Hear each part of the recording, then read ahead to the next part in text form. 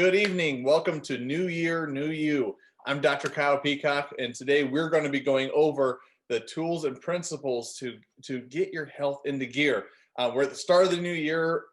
Most people have already dropped off of their New Year's resolutions, and we're going to show you not only how to complete that, but get easy plug and play resources that you just have to follow, do, and get the results and really get the what I'm going to call the side effect of feeling great afterwards. So to kick it off here, what I want you to do if you haven't done this yet is grab a notepad, grab a pen, or whatever you're going to take notes on, have that handy. Because this is not just about taking notes for the information. This is about writing your goals. This is where do you want to be? What are obstacles in your way? And more importantly, what am I going to do about that? And so tonight, I want you to get all that ready for you right in front of your computer screen. This is the virtual portion of this. We are doing this right now in the office as well, but due to number constraints and following all the department health guidelines, we're doing this as best as we can. The reality is you are in the driver's seat of your health. I tell this to our patients all the time. The biggest problem in the way of health is usually not our genes, and it's not what our family did. It's the person looking back at the mirror. Right? That person controls more in your health destiny than you'll ever know. And so tonight we're going to dive into how to achieve this new you for a new year. Right, there we go. So this is where kicking in. I want to make sure to dive into this part. Your purpose is everything. And so when I open my office, and this is what I get most excited about. This is why going to the office and adjusting patients is not work for me. Is because we are the standard for natural health care. We're here to help everyone get to their full power, to live their life to their full potential. And so when I see patients coming in, I see whole families coming in, I think to myself, these are the families, these are the kids, these are the people who for generations to come are going to live life and control their own health and living life to full potential. And so to break it down even simpler, when you think about our whole healthcare system, and we have many shades of doctors and nurses and help out there. And while I thank God we have all those different shades of doctors, once again, if I had a blockage in the heart, I'm going to go to a doctor, a cardiologist, and get evaluated properly. I just don't have the tools for that in my office, right? So when you're in crisis, this is the key thing here, and this is one of the things I wanted to start with this workshop. This mindset is America is not healthy. We do not rank well. We rank usually the last or near last to most of the industrialized nations. When you think about this, I want you to think about this for a second. Just the concept of beginning with the end in mind. All right, so I'm going to speak to people 65 and older for a second. They're saying that 7 out of 10 deaths in the U.S. right now are caused by chronic diseases. And these are things like cancer, diabetes, and heart disease being number one. And that's 70% of people dying from diseases, which other research says 95% of chronic diseases are attributed to lifestyle decisions. Meaning that we did this to ourselves. The decisions I made on how I eat and how I move is what landed me in these chronic diseases. In 2005, they looked at healthcare spending, and more than 75% of healthcare spending was for these chronic diseases. And that healthcare spending in 2005 was $2 trillion. And so they spent 75% of that money on chronic diseases, things that we did ourselves. And this is the crazy stats right now of nursing homes. The chance of a senior citizen entering a nursing home right now is 1 in 3. A chance of being a patient in a nursing home and being sedated or restrained is 1 in 2. And the average cost of 1 year in a nursing home right now is $76,000, $76,680. And it just blows my mind. I mean, I don't know if you guys have seen the news articles where they talk about it's actually cheaper to live on a cruise ship and retire on a cruise ship than actually going into the nursing home. And after seeing that number, I'm like, well, I understand why. And I don't think you have to be restrained or sedated on the cruise ship either. But the reality is, and get real with yourself, is where am I heading? Where is America heading? If I follow the path, the big group of people, where are those people going? And the reality is that the stat says 1 in 3 people are heading towards a nursing home. And so this is where, if that's not your idea of health or what you thought of your golden years, then this is more critical than ever, because the habits you form today are what sets you up for success tomorrow. And this is where I just wanted to start off by also saying, here it is, it's Martin Luther King Day. And I just think of what a great example and transformative man he was. One of his books, he talked about the tomorrow that he wanted to create. And the reality is, his tomorrow is today, right? So he was a man of vision. He was a man that cast vision into the future, knowing that this was going to be better, knowing that this was going to be better for generations to come, and a legacy of injustice that was going to be unraveled and unraveled. And we're not done yet. And this is where I just want to celebrate today by just commending him, because we're going to piggyback off of his vision, because this same thing I want you to think about in health, I want you to apply that in your life, because this is where, if you haven't thought about New Year's resolutions, you're going to make them tonight, right? But this is what we're told. All of a sudden now, we're told that it used to be 40 years old. You're over the hill once you get 40 years old, but they're starting to see that generation after generation, you're starting to see things that says, well, you're going downhill. And I'm looking at the millennials, I'm looking at the Zennials and the Gen X, and it's like, holy cow, they're 20s and 30s. Like, and now you're old and things are going to start falling apart here. That's a really sad vision and image to health. And so we have to contrast that.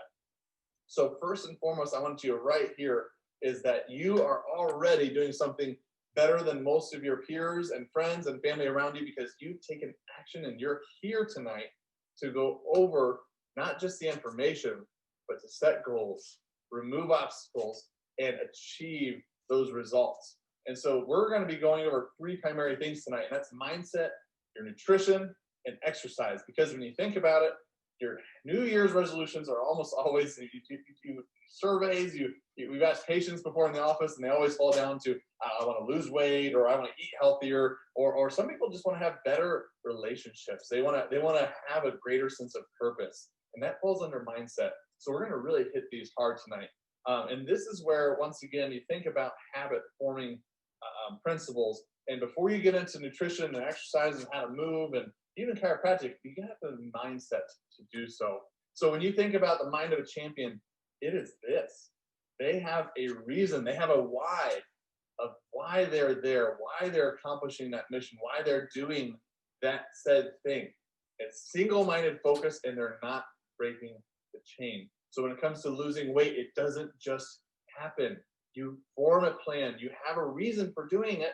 It's a very specific goal, and you go and achieve it, and you don't cheat. You don't fall off. You follow that plan.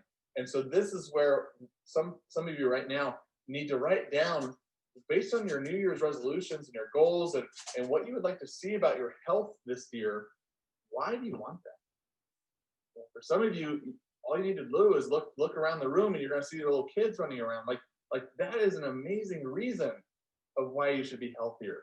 It's because, like, who do you want to be when your kids grow up?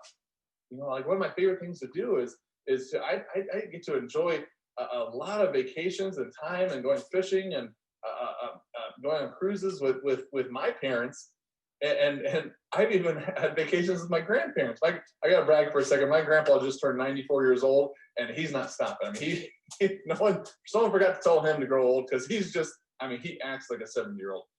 He's still learning. He's got technology and iPhone. He sent me a video the other day, and I'm just amazed, because I'm sitting here going, I don't know how many 94-year-olds have the mindset and the fortitude to keep learning. But he never retired. He retired from his job, but he never retired his body, his mind, and his purpose. And this is what I'm talking about. So some examples of whys might be your kids, right? It could simply just be you have someone in your family that you didn't like how things turned out. You didn't like how you were raised, or their health is nowhere where it should be. And I've seen this example before, where someone wants to be the contrast. They want to be the light to that dark. And once again, we're not alienating family members here, but you know what I'm talking about. It's the family member that can't seem to help themselves, right? Maybe you want to be like my story, my example, like where my grandpa's 94. Man, I want to emulate everything that man is doing, because he has done such a tremendous job at having a purpose and working at his health every day.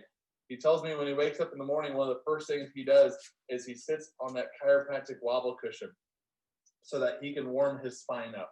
And ever since I started taking care of him at 86 years old, he's had sciatica going down the leg that he just thought he'd have to live with. And he'd have to work that out. And the reality is, he keeps that at bay with his chiropractic adjustments and just simply maintaining his spinal care health. And so one of his whys is, he wants to be able to go and have fun with the great grandkids. And why does he get up and walk and do those spinal care exercises? So that he can achieve that goal. So those are examples, but once again, you want to find out why, what motivates you, what gets into gear. Because the reality is life is going to happen, and then here comes all I can't, or the negativity. And this is where, when you're casting your vision, when you're setting your goals, it's important to not have negative language in your verbiage. So when you're making affirmations, for example, one of the best things you can do during a challenge, during a new year, when you're trying to change habits of yourself, is to speak them in existence. You need to stand up and you need to say them out loud. And so if you're a person, like, let's just take a simple example. You're trying to become a morning person. And so see right there, I even said it. If I said I'm trying to become a morning person, I've already failed because I just said the word try, which gives me an out. We want to take these words, we want to remove them from our vision. So instead it is, I am a morning person, right? Whereas a lot of people think out there, I am not a morning person. And they think that and they speak that over their lives. And guess what? You are not a morning person, right? So you want to remove weak language. You want to remove anything that says not. So even if you said, I am not going to go to bed late at night, that's not a good example, because there's that no, there's the not, the can't. That's negative terminology. It's the same thing as a hurdler saying, I won't trip over the last hurdle. And guess what happens? They trip and face plant over the last hurdle, because the memory, the mind, the way it worked is all of a sudden now their body physiologically prepared for failure because you said no and can't and don't, I won't, right?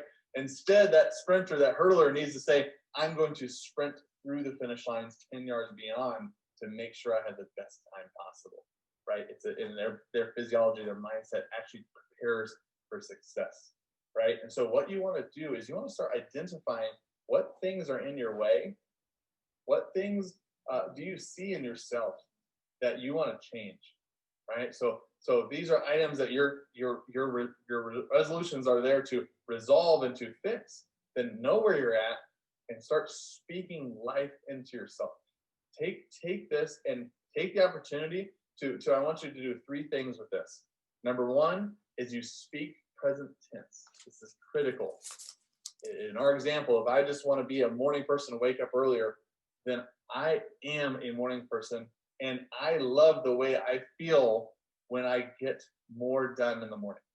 That's an example of an affirmation. You're being very specific. And so the first thing is present tense. Second thing is specific. Give a reason. What do you love about being there in a morning person, right? So I love, like, once again, one of the things I love getting up early is because no one else is there, right? So the thing, I love getting up early because I'm so much more efficient in the morning. And I love being a morning person because I get more accomplished in the morning. And then on top of that, I feel so much better about myself for getting all those things accomplished, and I still have the rest of the day. And so these are things that just get the endorphins going, get your mind going, right? So once again, we want to be specific. We want or be present tense. We want to be specific, and we want to be powerful. And what I mean by powerful is you need to stand up, you need to say it out loud, and you want to use fun words. So I'm going to shift gears and use another example. There was a time when I was a student that I didn't think I was a very good adjuster. It was scary. I just was timid. And I really, that negative thought mindset starts working against you. To transform that, I chose words that were, I am the best adjuster at the school. I deliver laser focused, specific adjustments for every single patient that walks in my office. Every patient has their spine improved when they leave the office. These are all things that I started speaking to myself, and I'll be darned, all of a sudden my confidence went up. I felt like I was delivering better adjustments. The patients seemed like they were getting better as well. And all it took was getting my mind in the right position. But it takes being powerful, standing up, saying it out loud, and using very specific words. So laser focus, I don't know if I ever use that unless I'm talking about Peyton Manning. But this is where, once again, it is laser focus. I want to get something that is just shatter the mold of my normal communication so that I can change my mindset. But once again, you want to change your mind first, right? This is another thing you'll hear. If a person has a big enough why, they can endure almost any how, right? They'll figure out the how. It's the why that matters most. So if you lead with your why, you will transform your life because you'll figure it out, right? And this tool helps you here. So this is where, for people online, we're sending this out to you as part of your packet for tonight. But you're going to have a vision sheet, and you're going to have this specifically, this self-introspection wheel. And this is where, once again, write this stuff out. Don't take time right now because we're going to be diving through too much information. But I want you to complete this later tonight. I want you to look at this and what are your goals? Where do you want to be 5 years from now? What about 6-month health goals? Right? You can write 1 month in there too, right? But this is where, once again, 1 year, 2 years, like we don't think this way in America. America thinks in the short term. We think with our taste buds. We think, oh my goodness, this tastes really good. This sounds really good right now. And then we don't have a plan. This gets you on that plan. And then the latter half of that sheet, so when you look on that right side, these are items. What I want you to do, rate yourself from 1 to 10. I don't think there's any zeros out there, all right? But rate yourself from 1 to 10 and see how you're doing on these categories. And what you'll find is you're going to have not a nice round wheel. You're going to have a few, it looks like a cheese wheel, like someone took a big slice out of it. It just comes down because this is an area that you need to show a little more attention to in your life. Now, I've also got to say this, if you're the person that has a perfect wheel and it's like, man, everything's awesome. One of the things that my pastor says a lot in our church is everyone's got issues. And if you don't think you have issues, then guess what? That's your issue. So if you're that person that rates yourself 10 out of 10 on everything, I'm going to tell you, you're that guy. All right. So don't be that guy. Be honest with yourself. Look at it and say, hey, I need to really work at this area in my life. Or you know what? Maybe I'm like, I'm really crushing this area in my life. In fact, I'm spending way too much time towards it. I can take some time away from that to move towards this area so I can help achieve that.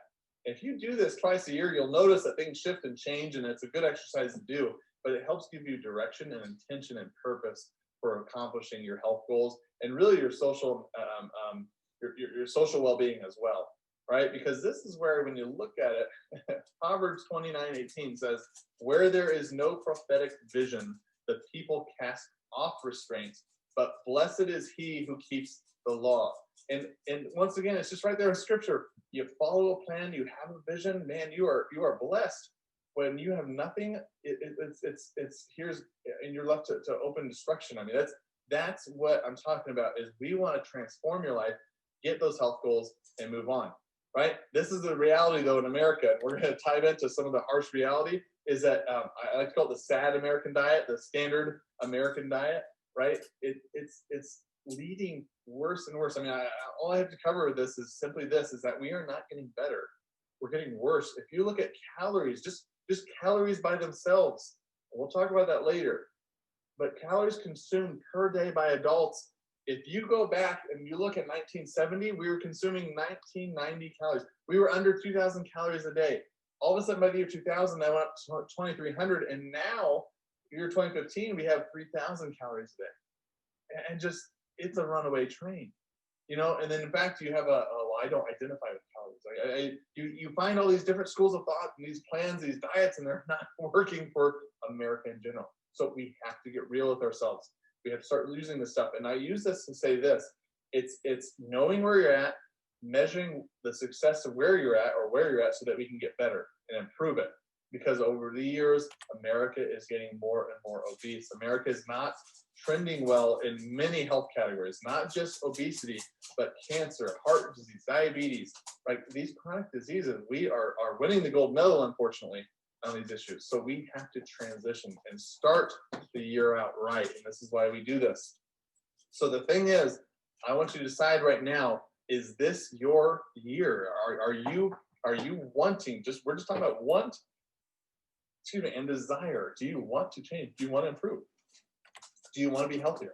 Because we're going to talk about that, because this is where a lot of people ask that question, right? I want to be healthier, but I just don't know how, or even it's a source of anxiety and frustration for them. But this is where, once again, it's research shows us that a lot of people want to get healthier, and they even set resolutions. but they don't make it to February before they've fallen off the bandwagon, before they've fallen off and they are so far away from what they thought about. And the reality is it's because they didn't have a plan. And that's what we're here to do. But I want you to think of this, because this is something that I want you to think about throughout this workshop tonight. It's not a diet, it's a lifestyle, right? It's not a diet, it's a lifestyle. Because I think it's worthless to complete this 45-day challenge we're going to talk about and to go right back where you were before. I don't think that helps you. I think that just gives you a diet crash course. Congratulations, you lost some pounds, you're going to gain them back. Create lifestyle changes. For example, if you knew that an ingredient such as high fructose corn syrup increased diabetes like it does, would you continue to eat that? It's like, no, I'm gonna avoid that. I'm gonna remove that from my repertoire of my refrigerator, my pantry, so that I don't become that person, right? And that's a person that's now made a lifestyle change. We're not just dieting for 45 days. We are changing our lifestyle, and we use the 5 essentials to help accomplish those health goals. So as a chiropractor, I love doing chiropractic, right? I love doing adjustments. I love watching people's results come in, and they're happier people, and they just live healthier. And you think about it from a wellness perspective, America has a wellness problem. So do we need, in my mind, once again, I'm a little biased being a chiropractor, but we have a lot of crisis doctors. We have new hospitals being built. I mean, we've got more crisis centers going up. But I'm the guy that's saying, what if we could stop people from going in crisis in the first place? Thank God we have the facilities and surgeons and medications we do to save your life in crisis. But how about the guy that I don't live over there on that side of the fence. I live over here on the wellness side of the fence. And if I could take families in my community and walk them through a set of essentials that moves them towards health, and better yet, it gets them more in control of their lives and their health. They're not relying on me, the doctor, to give them health. They realize they had it all along. And I'm helping coach them up to get there. And that's what I love about these 5 essentials, because chiropractic care is absolutely required. We'll talk about that at the very, very end. Nutrition, we're going to talk about a lot about that tonight, about why food should give you life and nutrients instead of disease and chronic diseases such as cancer, diabetes, and heart disease. And then mindset is critical. We've already talked about some of that tonight. Oxygen and exercise is basically how to exercise and how to do it efficiently. And then removing toxins. This is where we're going to give you, as part of the packet tonight, a grocery store tour guide. So it's going to teach you how to shop healthy in the grocery stores. Normally, we actually go in person, and I haven't even asked because I just feel like it would go poorly. I don't think the store managers would like a group of 30 people all going around closer than 6 feet apart, navigating through the aisles of the grocery store. I think that would cause some head turners and just not be appropriate right now. So to be the above reproach person and be the respectful person, we're going to find a different way to do that. But once again, these are the 5 essentials. These are what you have the authority and the power to implement in your life to control your health destiny. But you got to find out what motivates you, right? This is where the key thing is, what is the result you're looking for? These begin with goals. Once you have the goals, what motivates you to get there? You need to speak life into yourself. I find there's 2 people. So 2 people here. And you know the answer to this if you answer this question. I want you to answer this in your mind or say it out loud if you want. I can't hear you, being virtual. But I want you to think, why do you brush your teeth? Right? Simple question. Why do you brush your teeth? What's the first thing that comes to my mind? My mind is, why do I brush my teeth? Because I want to have white, healthy teeth and good, fresh breath. All right? There are other people that were saying, yeah, no, I didn't say that. That's a good one, though. I didn't say that. I said, I don't want cavities. I don't want cavities, or I don't want bad breath, or you know what? I'm just afraid of that drill. How about those people, right? It's like, I can see that, right? And I'm sitting here going, like, when I heard people say that, I was like, oh, yeah, that makes sense, too. I kind of agree with that. But what was your first response? Because that's more often than not, that's how you're wired. People tend to be wired, either they're moving away from pain or they're moving towards pleasure, right? And so what motivates you? Some people, it motivates them to say, I'm hitting my time, I'm hitting my benchmark, I'm hitting my goal, so I don't have to do my form of punishment that I've already decided upon myself. I mean, that's how some people work. They're moving away from pain. Whatever works, it works, right? If you're brushing your teeth twice a day and flossing once a day because you don't want to get cavities, congratulations, you figured it out. congratulations to the person that also is brushing their teeth twice a day and flossing, because they want pearly whites and they want to make sure they have fresh breath. Either one works, they're getting the same result despite having different motivations behind it. So once again, kind of decide, once again, I don't firmly believe that a single person is all one or all the other, but kind of speak the language of your mind. Don't imitate someone else. Be the person you're supposed to be and motivate that person that's inside of you. That's how you're going to achieve this, because now you're going to have to see what obstacles do I have in my way and identify them and move them, right? Because we want to start getting into results, which is measuring your success. So when we talk about a health challenge, it's not just doing it for doing its sake. I don't want you just eating the advanced plan 5 days a week and core plan 2 days a week and just be like, I felt really good about myself, I'm going to pat myself on the back. We want to measure things. You want to see yourself, where you're at, where you're going, right? So this is where, once again, it starts, just weight loss challenges, right? Which I'm going to steal from my good friend, Dr. Nick Wilson. He talks about weight optimization, which I think is really fun to say, because I'm that guy. And this is where, when you look about BMIs, I will say this as a big defensive end football guy, BMIs are not friendly to big, tall people that are muscular. I'm telling you right now, I've always been a little off on those charts. It's still important to do though, because I still know my number, I still see where I'm at, and I still have health goals there. So just once again, we'll talk at the end a little bit where BMIs falling shorts are, but where it falls short.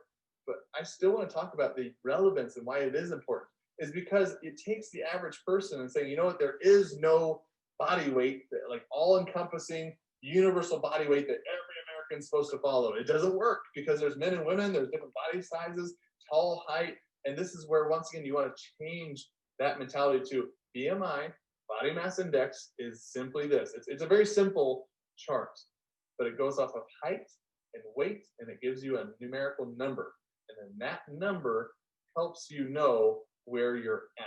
Now, once again, I'm not going to go through all the charts and show you where you're at. Just Google it. It's real simple. It gives you numbers all the way from 30 plus, under 18, and there's underweight, normal, heavy, or overweight rather, and obese. And this is what America is falling into, the more obese side. So it has some limitations. We'll discuss that later. But for right now, it helps to know where I'm at. It helps to know what your weight is. Helps to know what your BMI is, and what your some people want to go ahead and measure your circumference around your waist. That's one of the things I always notice when I do these challenges. It's like, man, I got some of the waist back. That's awesome. I feel excited about it. It's something that's good and it's enjoyable, but I wouldn't know that if I didn't measure it first, right? And so this is where I'm going to start transitioning this, because we want to get rid of this mentality of I just got to burn all this weight off, or I just got to starve myself. It's not about starving. It's not about work out harder and work out more. I would rather you get your hormones on point. Get your hormones back for working with you. And we're going to talk about some of these right here in the next steps, because I'm going to give you my quick and easy 7 steps, 7 tips to burn fat, and more importantly, to restore vitality and weight optimization. So this is where, once again, you got to look at this, and this is crazy to me.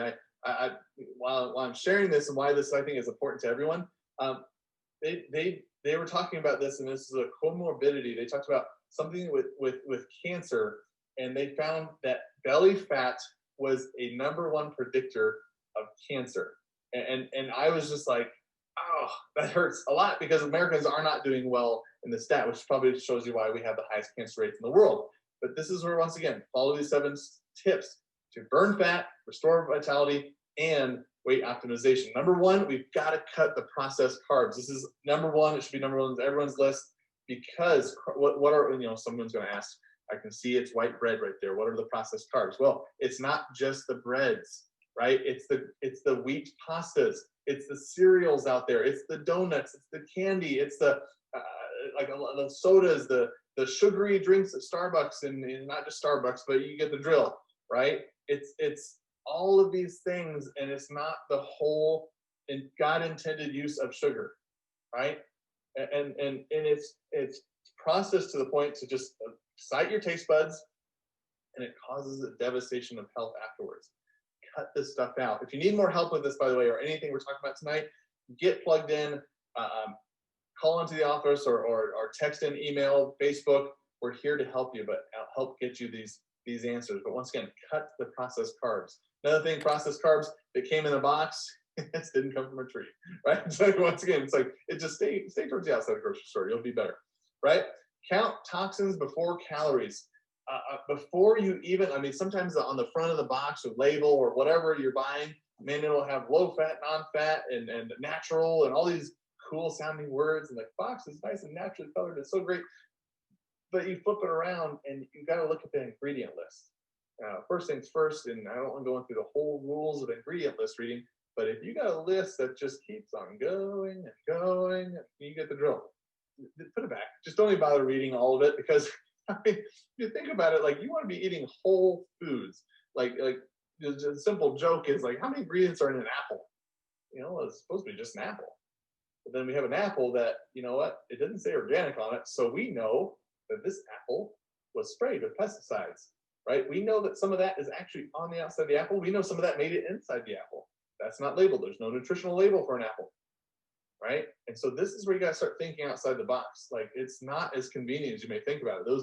Those hamburger, ground hamburger patties didn't just magically show up in the packaging there. They don't just have, you know, trees where they're plucking that off of. It had, that animal had to eat something to get to a certain size to be harvested, and then they had to do something to that meat. And, you know, what we learned is that they're often adding additives and mixtures to that meat. It's not just beef, right? So you got to start counting toxins before counting calories. It helps skinny this thing up a little bit, right? Next thing is, and this one can be a little complicated to understand initially, simple mindset though, is control your hormones. And those are specifically insulin, ghrelin, and leptin. And so just to get the easy one out of the way, ghrelin is produced by your stomach, okay? I always think of ghrelin. If your stomach gets hungry, it produces ghrelin and it sends it to the brain. And that's, I mean, come on, how simple is that? You know, so there are actually things such as hunger pains. It's there. Ghrelin is responsible. It is the chemical messenger that your stomach sends to your brain to say, I am hungry, right? But a lot of us don't do that. We don't eat when we're hungry. We eat because it's time. It's time to eat. Like, everyone go. Like, it's just like, we don't do that anymore in this culture. And the reality is, I think a lot of Americans need to get back to that, because, I mean, how many times have you heard this? You better finish your plate. I think that's another cultural thing that's wormed its way in our brain, and now we have kids overeating for no reason, or it's competition, or you know, you better eat all that. And the reality is, why don't we listen to what God put in us? Like, why don't we listen to those hormones? Because that tends to be right more often than not than what our own educated brains are. And so when you think about it, all I want you to write down is this, is insulin. Heard of this one before. This is your diabetes hormone that we always like to measure, and everyone tracks insulin levels after they eat. Write this down. Insulin is a fat builder. And I'll explain that in a second. Insulin is a fat builder. Leptin is a fat burner.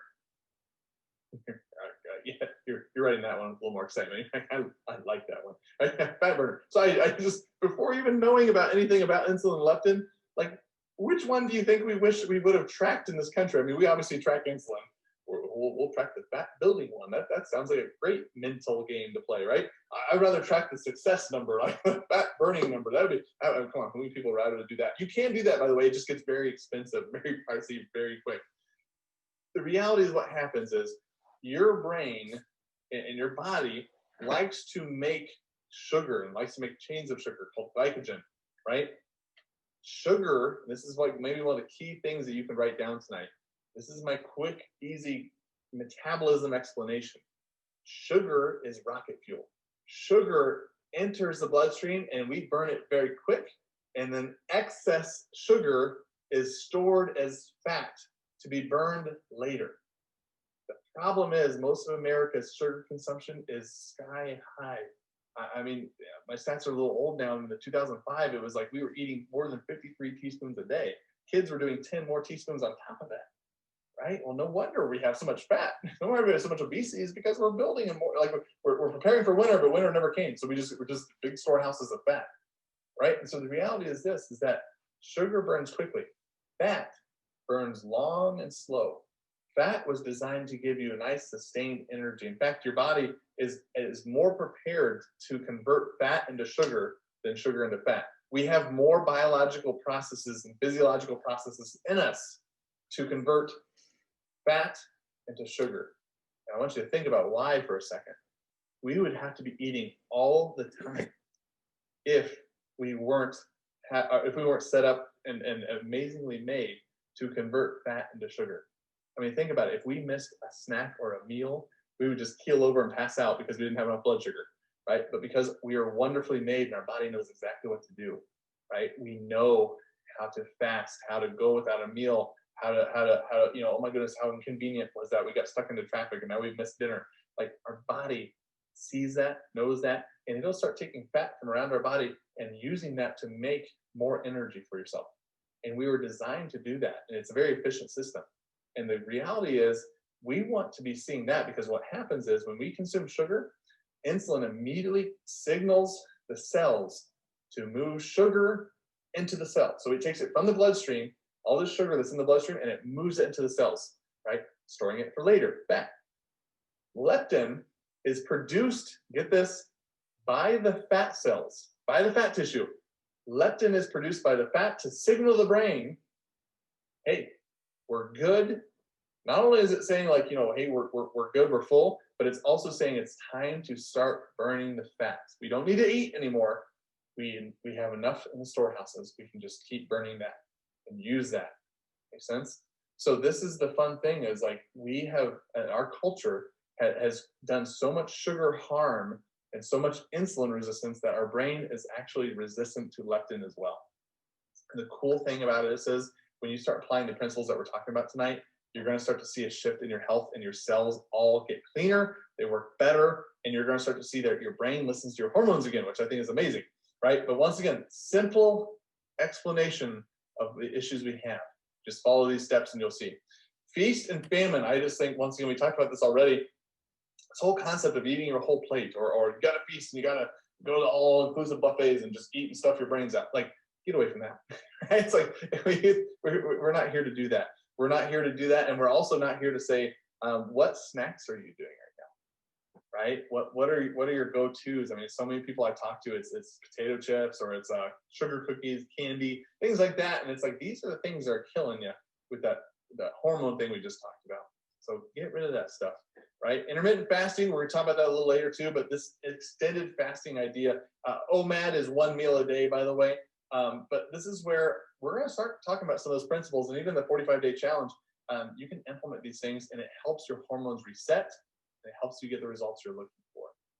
Okay, and if you haven't heard of intermittent fasting by now, I feel like it's been living under a rock, or it's just everyone's talking about intermittent fasting, and this is where, in ketosis and how do you get all the ketones right, it's all the same thing. We're just working with the body, not against it, right?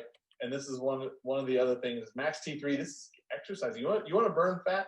Well, then learn how to exercise. We're going to touch back on that towards the end of tonight. And this is one of the most important things, is you better plan ahead. If you're going to do this right, then plan ahead. Plan the times you're going to work out. Plan the foods that you're going to buy at the grocery store. Don't go to the grocery store hungry. Get rid. It's probably the most important step in plan ahead. Get rid of the junk that you have in your fridge and your pantry. It's not enough to play that mental game every day and see that box of donuts or whatever that is for you staring at you right in the pantry, because you're strong today, you're strong tomorrow, but what about Wednesday? That's where I want you to remove it from the equation. It's not going to build health, it's going to build disease. So just throw it away. All right. And this is where, just tying this in, this is where it's a little embarrassing from American healthcare system, because most insurance companies, get this, health insurance is about like car insurance. You hope you don't have to use it. All right. But health insurance specifically, almost all of them say, if not all of them, follow Medicare guidelines that are set forth in a big long document. In that big long document, it says care that seeks to prevent disease, promote health, and prolong and enhance the quality of life is not considered medically necessary. And I'm like, well, what a wellness paradigm you have created for our country. Like, this boggles my mind, right? And you even think about the current life that we're living in with this pandemic. Well, I've seen everyone talk about what the sick should do, but what about the healthy? Well, it's set right there in Medicare guidelines where it's health and wellness essentially is not considered medically necessary, which is embarrassing, right? And it explains also why there's not been much bleeding and leadership in that realm of what do the healthy people do, right? And this is what I want to get down to the nitty gritty is why do we think that we have such a chronic disease issue in America? Like 7 out of 10 Americans are dying of chronic diseases. Most, huge, overwhelming, most of those are from lifestyle choices. Well, if we planted those seeds into more of the population, we might see some of those numbers change, right? Because unfortunately, we live in a world of stress and weight gain. You can see what happens there.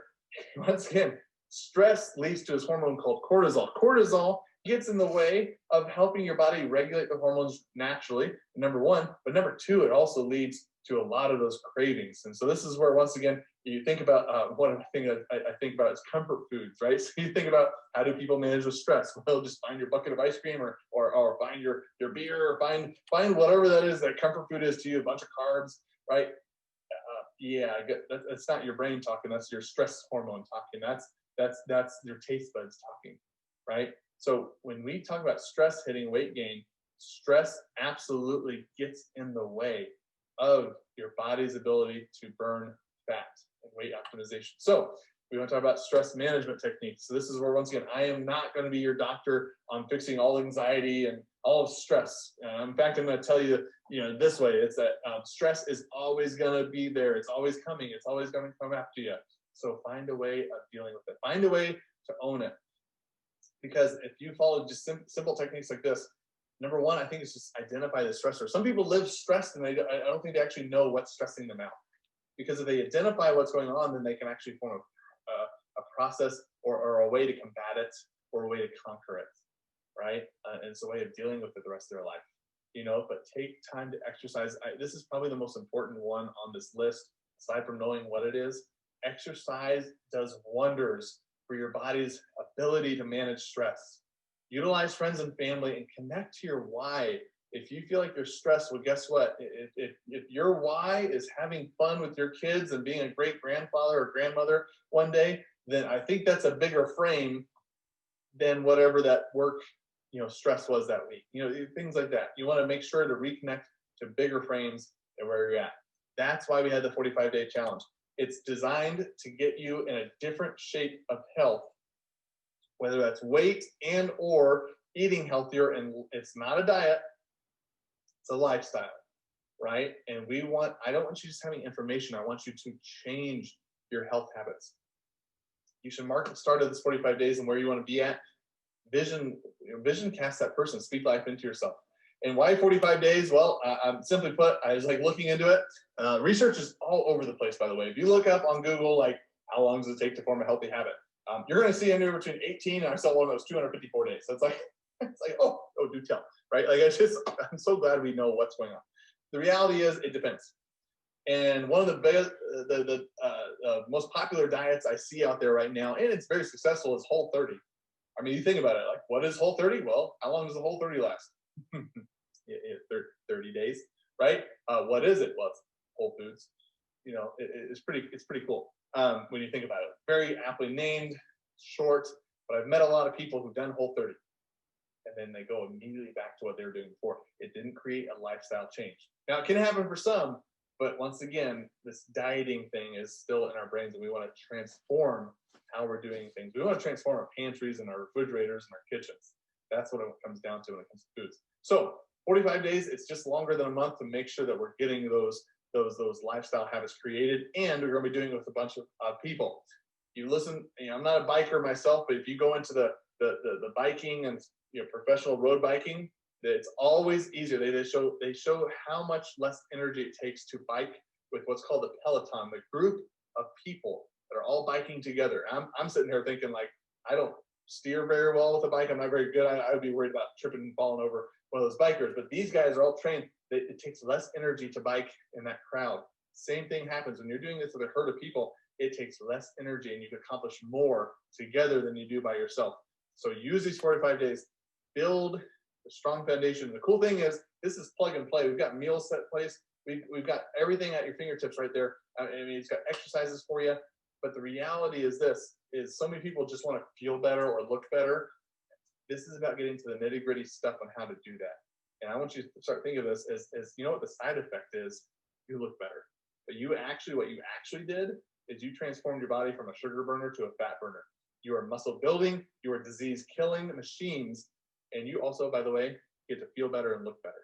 You know, and that's where, once again, that's where maybe you started, but boy, the math works out so much better in you when you start doing your body right and start feeding it the right things and you start giving it the right exercise it needs. Now, this is what's going to get in the way of a lot of you, and I stole this from another one of my doctors, but he calls it the Lodi monster. Right? This is where, what is the Lodi monster? Like, you see what I did there, right?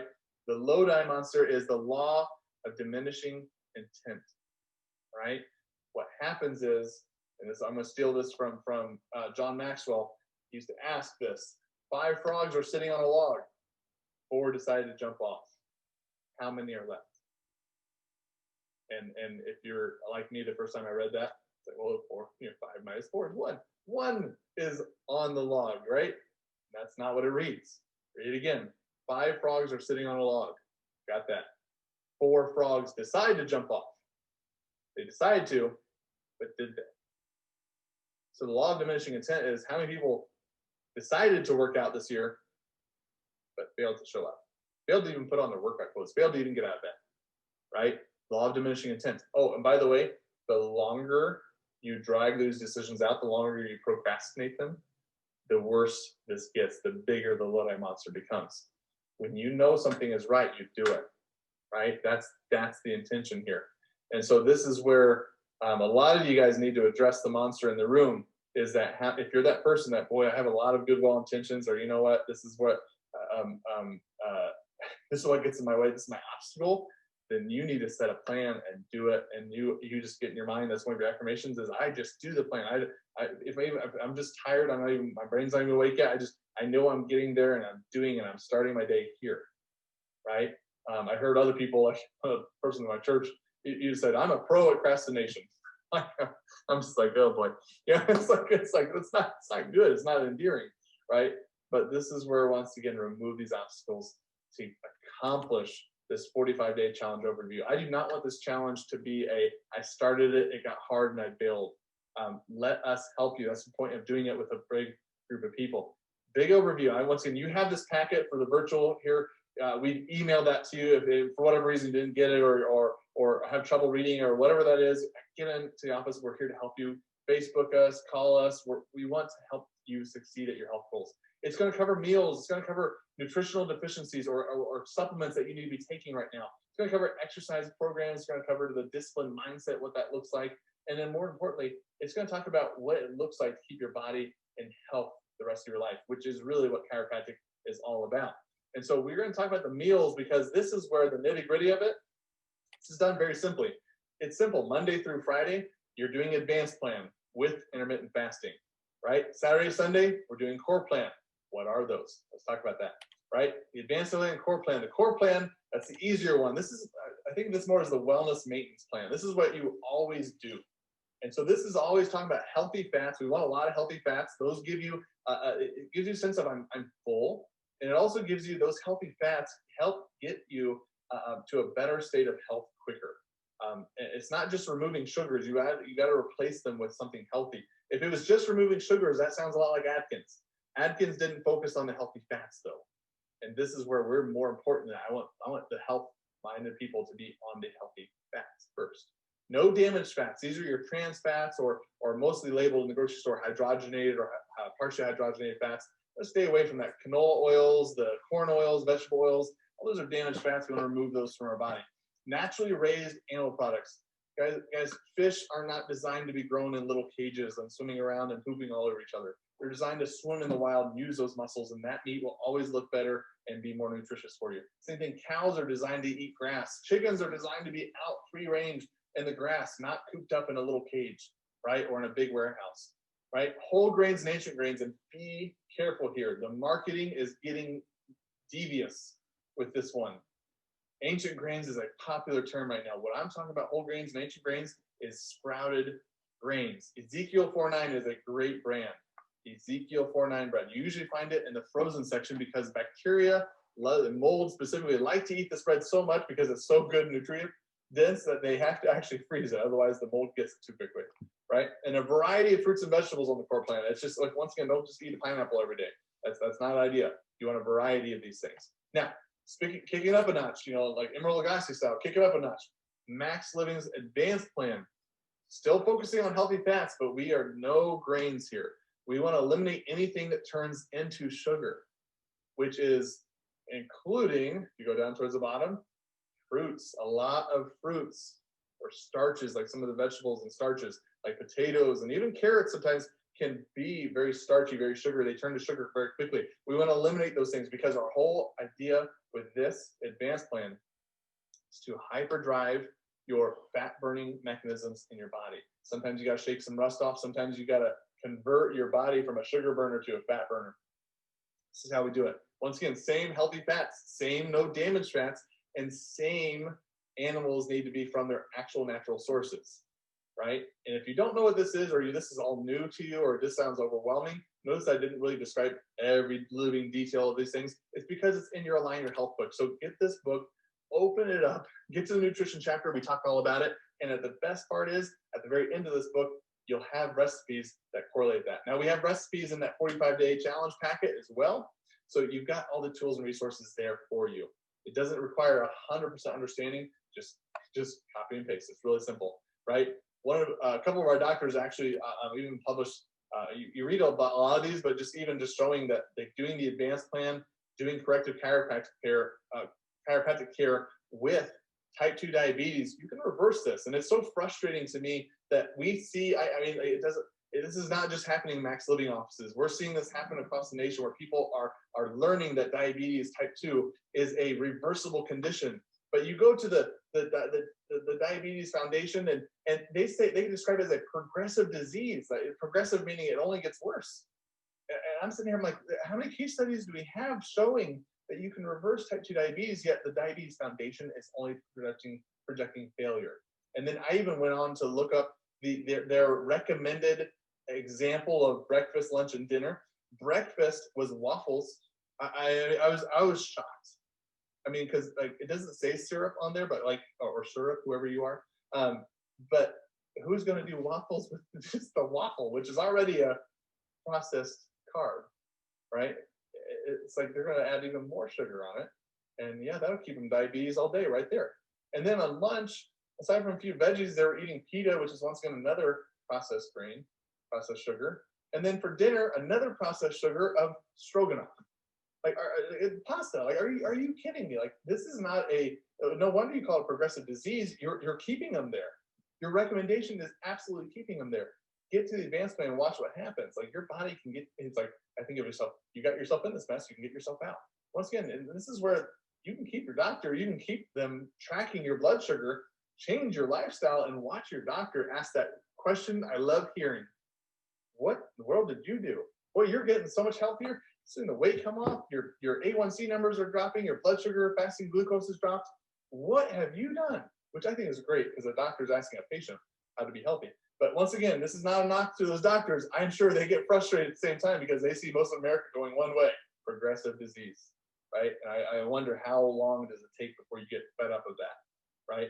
But be that person that comes in and wows your doctor, change your life, own it, and move from there, right? Because this is where if you need, get plugged into the Align Your Health book and then open up the Shop with the Doc, the grocery store tour guide that we've given you.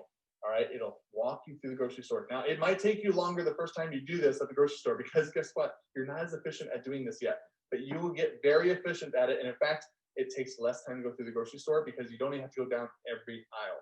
So you're going to love it that you can just literally skip some, and most of them, in fact, because they're in the middle and you stay to the outside by and large for most of it, right? Because this is where I want you to start the day off right. And it's not called breakfast for no reason. It's actually intentional, right in the word, break your fast. So if you think about intermittent fasting, which is the very next topic, we're going to talk about how do we break our fast and how do we get the body going. Now, the reason I wanted to talk about breakfast here, or break fast, is it needs to be a quality protein. There's a lot of research on protein. Protein first in the morning gets your brain energetic, it gets attentive. I did this a lot even in school growing up. It could be once again, free range egg. It can be almond butter, something with quality protein. So, but my favorite by far is making either a shake or a smoothie using our, and this is key, grass-fed whey protein or grass-fed bone broth protein. If you are just doing whey protein, you are using corn-fed beef whey, and those nutrients are all off. It's food by man, not food by God. It's not what cows are supposed to eat, and it changes their nutrition. We saw that, and I won't go into all the details of it. We saw how many animals had to be euthanized because of the meat processing plants being closed for coronavirus. You saw that they had to euthanize them because they had to harvest them within a window, or they just got too diseased and too sick, and it wasn't healthy for the animal. This is nothing like what they're doing with these cows, and more than just cows, is criminal, because it's all about how do we get that animal to the processing plant faster, not about doing it right. And so this is how you do it. You have your grass-fed whey protein, throw a little almond milk in there, and you're set to go. If you do the grass-fed chocolate bone broth, by the way, a little almond milk, it is like, it hits my memory centers of back when I used to drink Nesquik when I was younger. It is like, it's amazing. It tastes awesome. And it's fueling your body for success from the get-go. But when the 45-day challenge hits, we are talking about the fasting, intermittent fasting. What that means is 16 hours of fast, 8 hours of where you're eating. Now, it is not an 8-hour super buffet moment where you just gobble it all up. That's not the intention. I find that there's two types of people out there. There are the people that either want to have breakfast and a big lunch, and you're fasting through dinner, or you're the person that is going to skip breakfast and fast through breakfast, have a light lunch and a dinner as well.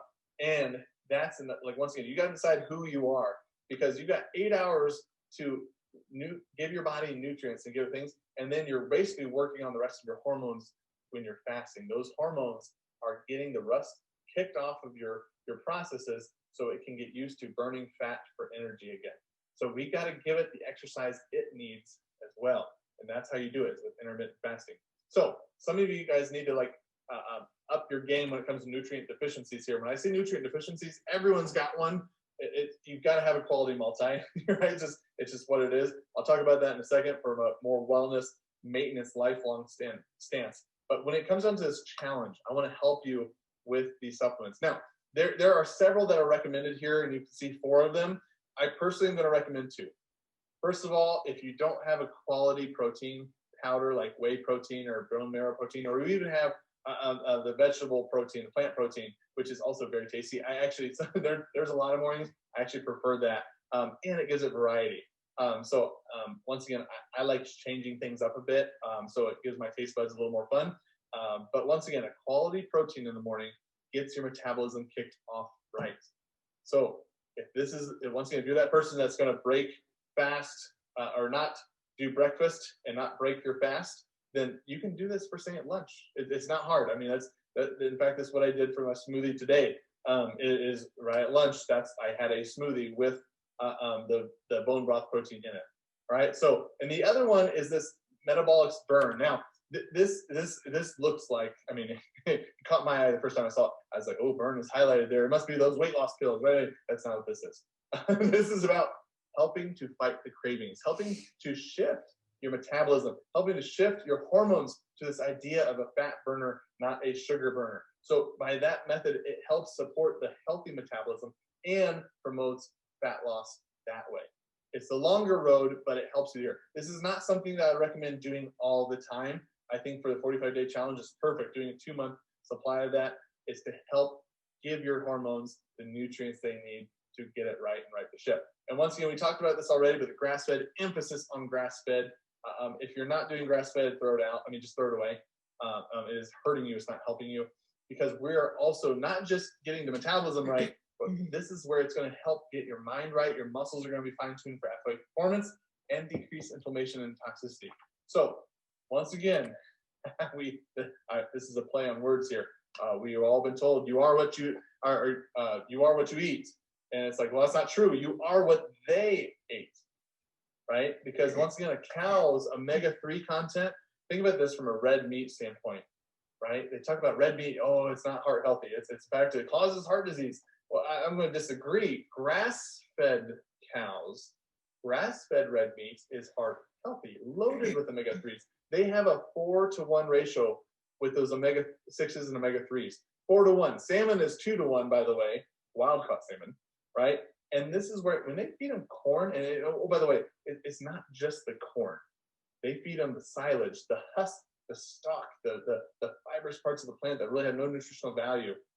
There's even farmers out there, and this isn't, my family's a lot of farmers, so once again, don't go, ripping on farmers here. They're just trying to make money and make money faster, right? Like everyone else in the world. Farmers, some of them have started feeding candy to their cows, and these are usually candy that is unfit for human consumption. It's expired. It won't pass FDA regulations, but you can feed it to these cows and they'll eat it right up. And to them, it's carbohydrates. Carbohydrates are carbohydrates to them. So they just got a way to do it cheaper. And these cows, they have a 20-to-1 ratio. Those omega-3s are hardly there anymore. And that is a heart disease promoting cow at that point in time. Once again, red meat is not all bad. It just depends, what did they eat. If that cow, that beef, that whatever in the restaurant is not labeled grass-fed, assume it's corn-fed, right? Because this is reality. Even some of the marketing today, even because they say it's grass-fed, doesn't mean it was completely grass-fed. We started seeing this happen. A lot of stores start cows grass-fed, and then all of a sudden they fatten them up with corn real quick so they can hit the market sooner. So once again, we want to get away from that, get away from conventional and move towards grass-fed, 100% grass-fed to get your results. All right, because we want to celebrate when we get those results. We want to make sure that weight loss is a process and celebrate those joys and many victories on the way there. When you crush a workout, I mean, celebrate it, right? Don't just get on the scale and see what happened, because that sometimes can be self-defeating. Don't get on the scale every day. I know it sounds shocking. Give it a week and check again in another week. It takes time. One of my favorite principles, if not my favorite principle in all of chiropractic, is healing takes time, right? And this is where I promised I was going to talk about the limitations of BMI. In your results, when you know where you're at, where you're going, this is where, once again, those BMIs, be aware that if you don't like your number or you don't think it makes sense and you're not aptly described, like myself and many of my football teammates, have these big stocky bodies, and it's overestimating body fat on those BMI numbers. Like, a lot of my weight is muscle. If you haven't seen The Guardian, it's a movie where this big Marine jumps in the pool and they just have to tread water for an hour. This big dude, I mean, like, he's got all these muscles. He's trying to tread water, but man, he is like working way harder than anyone else in the pool. And he had to quit. And long story short, he was eliminated before the day even started. All they said is, rule number 1, muscle sinks. Muscle's heavier than fat. So BMIs throw those people off. So once again, if that's you, it's not an excuse. It's just knowing that there's a limitation. Also, on the flip side, there is another limitation, that there are some people, boy, they are just like, their little legs are toothpicks. Like, once again, I think of the long distance runners that have done that for a long time. Very thin, very, very just spindly. These people tend to underestimate body fat in those individuals. So once again, just understand that it's just a generalized rule to help give you some guidance there. Still a useful tool to track, right? When I talk about long-term success when it comes to helping your body with nutrient deficiencies, a quality multi, if you're not already on a quality multi, you have to be. I mean, research over and over and over again. Doesn't matter who does it, it shows you one thing. Our food grown today is less nutrient dense, meaning it has less of those nutrients we can't make on our own. So you have to supplement with a multi, and quality matters, all right? So what I would recommend, and this is where, once again, if you dive into it, this is where I'm going to skip over this one here for a second. This daily essentials is your multi, it's your vitamin D, it's your B12, magnesium, and omega-3 fish oils. So if you want the best recommendation of what to do during a 45-day challenge, this is it, all right? And in addition to, you can add the whey protein, you can add the metabolic burn if that's what you're looking for weight optimization. Otherwise, this is your like bread and butter for taking care of it. And that's, once again, sprouted grain bread and butter. But this is where, once again, you want to get into these essentials. That's it. All right. Now, some of you guys are all in and want the very best. And some of you guys are like, well, I don't know if I need half of that. And I'd rather save my money. So here's the deal. If that's you, then I want you to also write this down. You've got to be on a quality multi, which you can buy separately, and you got to be on vitamin D, because we are in the winter. The sun is gone. Even if it's a sunny day out, the angle of the sun in the atmosphere blocks too many of the sun's rays. Your body can't produce enough vitamin D. And vitamin D is crucial for immune health, bone health, and breast health and gut health. And this is where you have to, in the winter months especially, take vitamin D. Now, I take it almost all year round because I'm a ginger, and we tend to fry like turkey bacon in the sun. So I've always got to play that game of I want to get sun, but I don't want to turn into a cherry tomato. So this is where, once again, I'm going to keep taking vitamin D and get some sunlight in the summer. It's okay. I'm not going to send myself into vitamin D toxicity there. But this is where, once again, you've got to hit your basics there. Now, the other person here, and this is where, once again, this is that person that needs some help with cortisol and stress management. If that's you, MaxFit is what I recommend first before going to anything else, because it has what's called ashwagandha in it. It's called ashwagandha, fun word to say and spell. All right. Ashwagandha helps balance cortisol levels, removing and improving your stress so that way you can deal with it, and therefore it doesn't hit your metabolism hard. All right. MaxFit right there.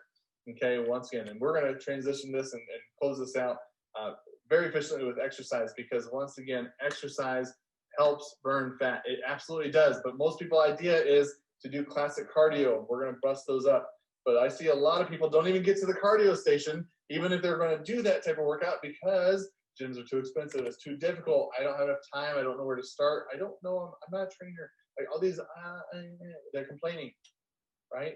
Get rid of that. Connect to your why. Connect to what motivates you, and do the exercises. We're going to recommend short duration, high intensity interval training, called surge training, burst training, all the same thing. If you plug into T3, we literally have modules that take 12 minutes. They have examples of people who are beginner, intermediate, and advanced. In fact, I feel like half the time the beginner is actually a pregnant lady. So that always motivated me, by the way. Nothing against pregnant women. You guys are powerful and amazing, but I'm not going to lose to a pregnant woman. That's my competitive nature, right? So that motivated me to do the next one up so I could get in shape and really hit that hard. But what we want to talk about with this is this idea of exercise post-oxygen consumption. It's EPOC for short. You can look this up, watch videos on it. We're not the first to do it. Exercise post-oxygen consumption. What that really means is they're looking for the afterburn effect. What cardio, traditional cardio, is focused on is if I have to ramp my heart rate up to this 50-60% total heart rate range, and I have to stay there for a long time so I can stay in the fat burning zone. What HIIT training, surge training, burst training, max T3, what this is talking about, and you'll see the dark blue in this, it's about ramping your heart rate up and resting. Short duration, rest. Short duration, rest. And you can actually stair step your heart rate up to about 80-90% capacity. You're going to be huffing and puffing, you're going to be sweating. But the cool thing is you did a very short workout. You didn't stay in that fat burning zone. And the thing is, you use more oxygen than the cardio person, because they're relying on cellular respiration. How well can the cells use oxygen and send it back to your lungs and back? What you're doing in a burst training scenario in max T3 workouts is you're creating oxygen debt that has to be repaid, and it gets repaid with interest, much like everything else in life. So they have research showing that you can burn fat for up to 30 hours afterwards. So you can literally finish a workout, go and shower, go to work, sit at a computer station, and actually be burning fat. I mean, how many people love that? I mean, that's what it's all about. And so this is where we're going to encourage you to do it, because it gets rid of two biggest obstacles: time and money. A lot of people don't have enough time to go to gym. Everyone's got 12 minutes in their day. Like, you can do that, all right? 3 times a week, you can do that, right? Time, you can do this. Most of those workouts are done without any kind of fancy equipment. You can use your body weight, right? You can go grab, a water bottle in one hand, a water bottle in the other. If you don't have weights, it's once again, it's not hard. don't use those lame excuses. Time and money. You don't need a gym membership, although once again, it's highly encouraged you do it, right? And then the other thing is time. Come on, like, who doesn't have 12 minutes in their day? So once again, get plugged in, do it, and just simply do it, and you'll see a difference. All right, because this is why I want to close with this, and this is a balanced nervous. This is where it's not a diet; it's a lifestyle. Just changing your food doesn't give you health, right? You can eat the best food in the world, and there's stories of this where people have eaten the best foods and they still get sick. You can exercise the best, you can have the best cardio program, best HIIT training, surge training, and that doesn't give you health, right? It's 5 essentials, and one of the most important, if not the most important, granted I'm biased as a chiropractor, is your brain controls every function of your body. It controls your metabolism. It controls your endocrine system, your hormones. It controls those hunger sensations. It regulates all of that. It controls how you think, how you feel, your emotions, and even who you are as a person is defined in the brain, the spinal cord, and those nerves coming out. But the reality is, how do I know they're working at 100%? How do I know they're getting to the target tissue? You know, is that being messed up? Is that being interfered with? And that's, as most of you on the line here are chiropractic patients, you guys get that. You guys know that. But this is where how many of your friends or your family are still clueless? They're still treating the symptom. They're still taking care of, I'm just covering the problem up. Because the reality is most people in America, when they think of, am I healthy or not? They think of, well, if I'm sick, then I'm not healthy, you know. But if I feel good, then I must be healthy. And I'm going to be clear here for a second. The top 2 killers in the United States today are heart disease and cancer. And you can't feel them coming. The heart attack felt great the day before. And breast cancer, I mean, just take breast cancer, for example, and all the cancers. You can have that tumor growing for years before detectable on a mammogram, before you get the bad news. You know, you don't see it coming. You don't feel it coming. So if you're judging your health by how you feel, you're missing you've got a huge blind spot here. Because we want to talk about what is the definition of health. Well, go ahead and write the word right now. Go ahead and write the word health out. I know it's simple, just H-E-A-L-T-H. You got it? Now I want you to underline and box the first 4 letters. H-E-A-L. Health. Health is how you're functioning, and more importantly, how you're healing. Because if you're not functioning 100%, you're not healing 100%. And the best way I know how to check your spine for that is for this stuff called subluxation. When those vertebral spinal column and your spine moves out of alignment, it doesn't just look, not pretty. Just because someone's shoulders are like this, it doesn't just look funny. What is that doing to the nerves underneath? Well, this side's cramped. It's compressed, and this side I actually feel it worse over here. This side's stretching, right? Like that's just me actively doing it. But what if you had a fall, or you have those repetitive stresses, or these things right here, these bones, you're looking down all the time, repetitive stress and traumas to your spine. How many times does it take before it moves that bone out of alignment, and now it's irritating those very nerves that are supposed to program how you function, how you heal? That's why I love chiropractic. That's why I love watching families come into my office, because most of my patients are coming in, once or twice a month to get wellness maintenance care to maintain that the rest of their life. It's not a diet, it's a lifestyle, right? They want to keep their spine. Now I love dentists for this very reason, because I think dentists as a profession is something that a lot of health professions should emulate. They, probably better than anyone else, have convinced the nation that if they brush their teeth twice a day and floss once a day, that they have the best dental health outcomes. And I think they're right. Like, they put the ball in our court. They gave me a stick with bristles on it and this fishing wire. And they told me to do this to my teeth, and all of a sudden I'm going to have healthier teeth. And I'll be darned, it works. But how they did it is they went into the schools and they educated kids, so that when their parents, got older, that old line of thinking, it just went away. It evaporated. And now they have a younger generation that taught their kids, and they create a legacy of health with this. And this is where I want to ask you, and this is rough because I'm not dogging dentists at all, but I want to ask yourself, do you take care of your teeth better than you take care of your back? Do you take care of your teeth better than you take care of your nervous system? Because the reality is, it's not just mindset. It's not just having a healthy body. It's not just having going to church and having an awesome, a spiritual experience and your social interactions. It takes these 3 things. It takes getting your body to a better state of function and healing. And chiropractic's part of that. Just like I tell people, like, you can't just eat your way to health. Well, guess what? I can't just adjust your way to health. I unfortunately have to drive by a McDonald's every day on the way to my office. And I'm seeing people go around and around and around. Like, it doesn't matter if I adjust you and you go eat McDonald's every day. I can't adjust you enough to undo that. That's not how it works, right?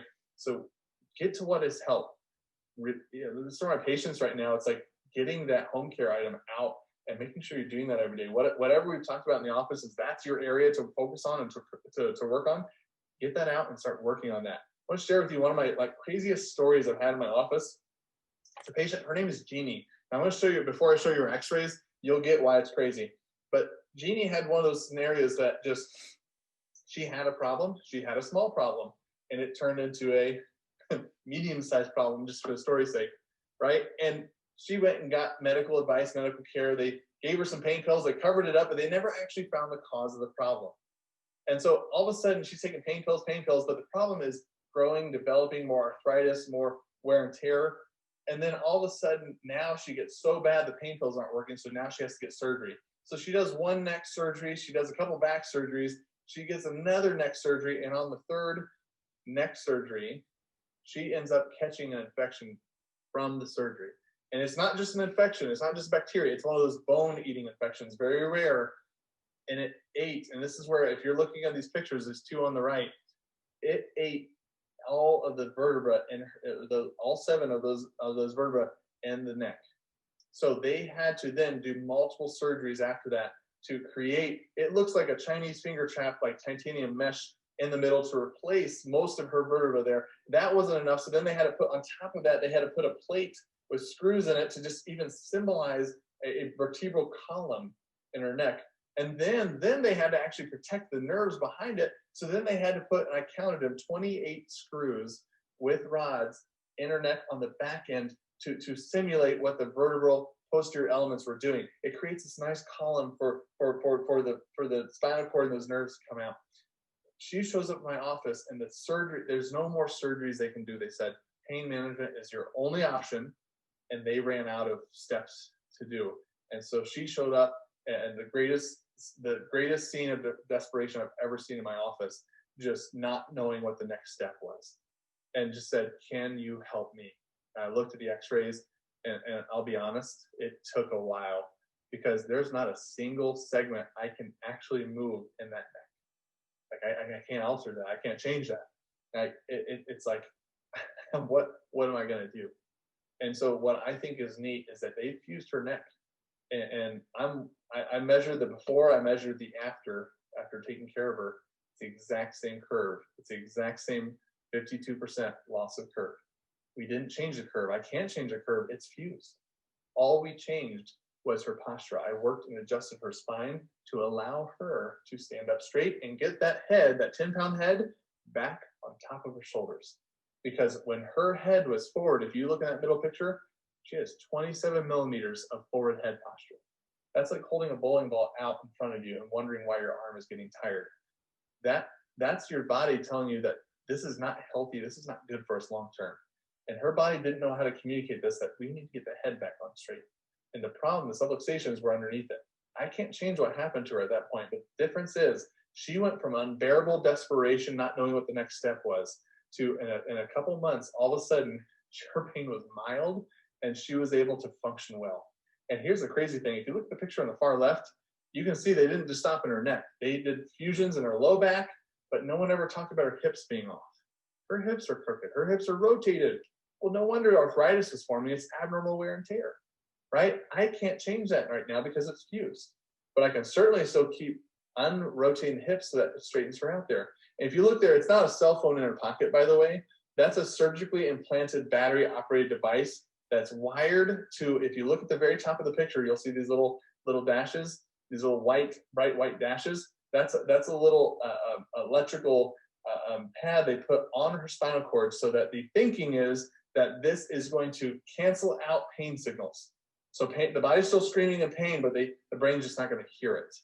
And once again, I'm not going to go here or there on I have no idea how to even implant that in someone's being, but I know this, that's not one of those batteries, that's that wireless charging technology. So they have to operate just to change that battery every so many years. And to me, the cool thing is, Jeannie in our office, even as bad as things were and how much him and Holland regret the woulda, shoulda, couldas, I wish she had a different story, her story is still amazing in that she has all these screws and parts and pieces and stuff done to her, but all she had to do was get her hips straight, get her head on straight, quite literally, and get subluxation as removed as possible so that she functions and heals again. Now, the cool thing is, to me, it's like, if Jeannie can do it, like, come on, what's your reason? Like, how come it's in her going, like, I've never seen someone have 28 screws in their neck before, and she can still apply the principles we do in our office to achieve higher health and higher functioning, because our goal is to remove stress off of your nervous system. If you do that, you will function and heal at a higher level. And that's what I think every American is entitled to and every family is entitled to. So to close this out here, that stuff called home care, you all know who I'm talking about. When I talk to you, there's usually one or two things I'm saying, look, you got to do these things. This stuff matters. How do you avoid becoming Jeannie? Well, if she got to go now and talk to herself 30 years ago, you think she would be telling a different story? Yeah, she'd be talking about this stuff. She'd be talking about the little things you do daily, the little decisions you make daily that have profound consequences. So tonight, this is the key thing, is you better have made some action steps. You know where you're at. You know your health goals. You know where you want to be. And this is how we're going to close tonight out. Because this is where, if you're not accomplishing your action steps, then all you did was attend a good workshop, get good information, and that's it. Right? You have to implement this stuff. You have to put it in action, put it in gear, and watch yourself have the side effect of feeling better and looking better and losing weight optimization. So you've got to stay plugged in, right? And this is where, once again, you've got to get with a group of people doing it. There's going to be thousands of people around the nation also doing this 45-day challenge with you. So a lot of our Maxliving offices are doing this, about all of them. And you're going to see transformative communities happen in a time where health is not the most popular thing, or it's uncertain, or just, you know what, everyone do their own thing. That's not what we're going to be talking about. We're going to talk about how to do this and adapt to it and get your health back in your control. And so once again, I want you to make sure you are staying connected. Stay connected. Get on our Facebook page. Type out. I want to see, this is what I want to see for these next couple months. I want to see pictures of people making recipes that they've never tried before. I even want to see the pictures of when you're like, I don't think it looks like the one in the picture. Like, just to laugh with everyone. You guys notice that laughter is sometimes the best medicine. It's okay to fail. Get up and try again. Like engage and do this stuff. If you don't like something that's on the menu that night, then change it. Find another advanced plan recipe. We are here to help you do that. So Facebook us, text us, call us in. You know, we're here to help connect you to those health goals. And in closing out tonight, because it is Martin Luther King Day, and just how transformative that man was, I read this today, and I thought that was one of the coolest things I could read to you. And it's just this. And Martin Luther King said, "Darkness cannot drive out darkness. Only light can do that. Hate cannot drive out hate. Only love can do that." And what I want you to understand is, be that light and be that love for your community. Like, there are friends and family around you right now that just need you to show them compassion and show them love, right? You're not going to undo it with your opinion. You're not going to undo it with bashing them or hate or anything like this. It's like, right now, more than ever I've seen before, is your mission is to love another human being and just show them compassion, right? And that will transform minds and hearts in your community. So the other cool thing is that when you're getting healthier, it is attractive by nature. So just by doing this stuff, you're going to have people looking and seeing you differently, and they're going to ask, what did you do? And the cool thing is, you get to be the transformative power in their lives, because now you are sharing your story and what you did with them in the hopes that they would now pick that up and pass that off to their kids and their friends and so on and so forth, right? You have the power to control your health destiny. You get to make those little choices that have profound consequences. And much like what Martin Luther King talked about, his tomorrow is today. And we have made such progress, but we are not done. And if we had to sit there and talk about the health battle that is in our nation right now, it is a battle because I want to not just have my family following this, but I want my community to have equipped with the well-being and thought that says, look, My decisions every day are small, but they have profound consequences, and I control my health destiny. That person looking back in the mirror is in charge, and you are more powerful than you've ever thought possible. God created you to heal. God created you to function. That's who you are at the very core. And so this is where I want to close tonight by saying, remember who you are and remember whose you are. Have a blessed one, and we will see you back at the office.